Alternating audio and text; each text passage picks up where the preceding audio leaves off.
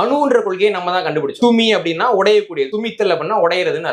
துமினா உடைக்க முடியாதது அப்படின்னு. இந்த அத்துமிங்கிற சொல் தான் ஆங்கிலத்துல வந்து ஆட்டம்ங்கிற சொல்லுக்கு வேர்ச்சொல் அப்படின்னு மொழியியலாளர்கள் சொல்லிட்டு இருக்காங்க. இந்த அத்துமின்ற சொல் வந்து தமிழ் சொல். இது போக பாத்தீங்கன்னா அணுன்றது உடைக்க முடியாததுன்னு சொன்னாலும் கூட அது உடையும் அப்படின்றது நமக்கு தெரியும். அணுவை பிளந்து எல் கடலை கொட்டி அப்படின்னு சொல்றோம் இல்லைங்களா? அணுவை பிளக்க முடியும் நமக்கு ரூதர்ஃபோர்டுக்கு முன்னாடியே தெரியும். ஆனாலும் கூட இந்த அணு எல்லாம் ஒன்னா சேர்ந்து மூலக்கூறா மாறுது அப்படின்றது ரொம்ப காலத்துக்கு யாராலையும் புரிஞ்சுக்க முடியல. அணுவை புரிஞ்சுக்க முடியுது, அணு இணையும்னு புரிய முடியுது. என்னடா ஒரே அணு எப்படி இரும்பையும் உருவாக்கும் செம்பையும் உருவாக்கும், இரும்பு துரு பிடிக்குது செம்பு களிம்புல பிடிக்குதுன்னு கேட்கிறோம் இல்லைங்களா? அப்போ இந்த அணு மூலக்கூறை உருவாக்கும் அப்படின்றத நம்ம நாளைக்கு வந்து புரிஞ்சுக்க முடியாம இருந்தது. அப்பதான் 1811 ஆண்டுல இத்தாலிய விஞ்ஞானியாக இருந்த அவகாட்ரோ அப்படிங்கிற என்ன சொல்றாருன்னா, அணுக்கள் வேறுபட்ட அணுக்கள் ஒருங்கிணைந்த மூலக்கூறுகள் அப்படின்னு ரெண்டு இருக்கு அப்படின்னு அவர் தான் பிரிச்சு சொன்னார். அணு வேற மூலக்கூறு வேற. அணு இணைஞ்சு மூலக்கூறு உருவாகுது, மூலக்கூறு இணைஞ்சுதான் அந்த பொருட்களை உருவாக்குது. அதனால மூலக்கூறை வச்சுதான் பொருளுக்கு பண்பு இருக்கு, அணு வச்சு பண்பு இல்ல அப்படின்றது அவகாட்ரோ வந்து 1811 ஆண்டுல சொல்றாரு. அதற்கு பிறகு என்ன நடக்குதுன்னா, அணு அது வரைக்கும் ரெண்டு பரிமாணத்துல தான் பார்த்தாங்க. இப்படி வச்சு மேலே இருந்து பாக்குறப்ப புரியல அவங்களுக்கு. 1858 ஆண்டுல கெக்குலே அப்படிங்கிற ஒரு ஆய்வாளர் என்ன பண்றாரு அப்படின்னா,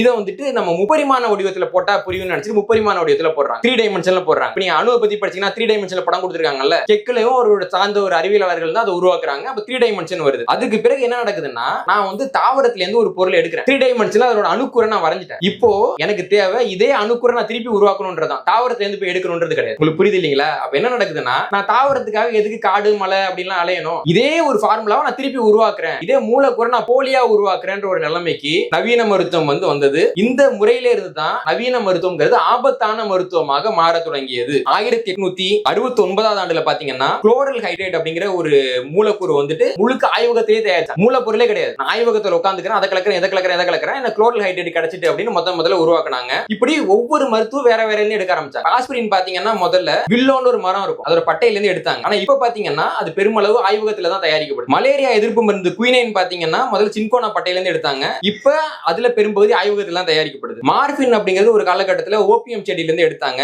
இப்ப மார்பின் வந்து எப்படி இருக்குன்னு பார்த்து அந்த கட்டமைப்பை மாத்தி தான் மெத்து உள்பட நிறைய போதைப் பொருட்கள் தயாரிக்கும். இந்த அமைப்புல இருந்தா போதை கொடுக்கும் போல இருக்குன்றத மொத்தம் எடுத்துட்டு, ஏன்னா இப்ப மெத்துல என்ன அபாயம்னு பாத்தீங்கன்னா முழுக்க முழுக்க ஆய்வகத்திலே தயாரிக்க முடியும். அப்ப மூலப்பொருளே ஒருத்தன் வாங்காம தயாரிக்கிறானா எப்படி நீங்க கண்டுபிடிப்பீங்க, எப்படி அவனை நிறுத்துவீங்க? நிறைய வெப் சீரிஸ் எல்லாம் ஆரம்பிச்சு அதை பத்தி போட்டு உட்காந்துருக்காங்க, பெருமையா போட்டுட்டு இருக்காங்க. தமிழ்நாட்டிலேயே வந்துட்டு சில கட்சிகள் வந்துட்டு தனியா அணி வச்சு வித்துட்டு இருக்காங்க, நம்ம அதெல்லாம் பாக்குறோம். அப்ப இந்த சீர்கேட்டுக்கெல்லாம் காரணம் என்னன்னா, ஆய்வகத்துல யாருக்குமே தெரியாம ஒரு பொருளை உருவாக்கலான்ற இந்த முறை தான். இதே மாதிரி டிஜாக்சின் அப்படின்னு ஒரு மருந்து இருந்தது, இதுவும் வந்து தாவரத்துல இருந்து கண்டுபிடிக்கப்பட்டு இதய கோளாறுக்கு வந்து மருந்தா கொடுக்கப்பட்டது. இது இன்னைக்கு வந்துட்டு நவீன மருத்துவத்தை தயாரிக்கப்படுது. பாக்லிடாக்சல் அப்படிங்கிற மருந்தும் அந்த மாதிரி மாத்தி தயாரிக்கப்படுது. இப்படி ஒவ்வொரு மருந்துலையும் வந்து பாத்தீங்கன்னா அந்த மூலக்கூறை எடுத்து அந்த மருந்து தயாரிக்க ஒரு முறை அப்படின்னு வந்துருச்சு. இன்னைக்கு அலோபதி அப்படிதான் இயங்கிட்டு இருக்கு.